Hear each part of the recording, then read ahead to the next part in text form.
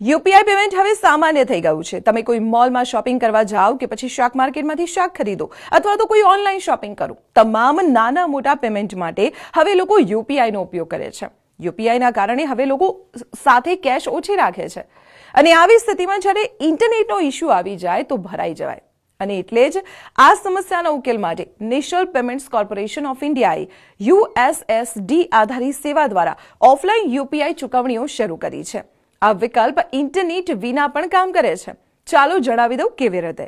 તો સૌપ્રથમ તમારા ફોન પરથી *99# ડાયલ કરો, તમારી ભાષા પસંદ કરો, તમારી બેંકનો IFSC કોડ દાખલ કરો, તમે જે બેંક એકાઉન્ટને લિંક કરવા માંગો છો તે પસંદ કરો, તમારા ડેબિટ કાર્ડના છેલ્લા 6 અંકો દાખલ કરો, ડેબિટ કાર્ડની એક્સપાયરી ડેટ દાખલ કરો। વેરિફિકેશન બાદ ઓફલાઈન યુપીઆઈ પેમેન્ટ ઇનેબલ થઈ જશે।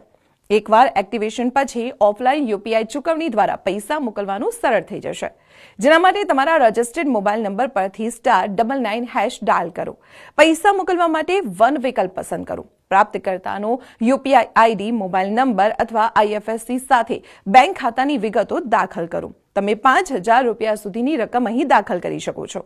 પેમેન્ટ કરવા માટે તમારો યુપીઆઈ પિન દાખલ કરો। યુએસએસડી સિસ્ટમનો ઉપયોગ કરીને ટ્રાન્ઝેક્શન પ્રોસેસ તરત થઈ જશે।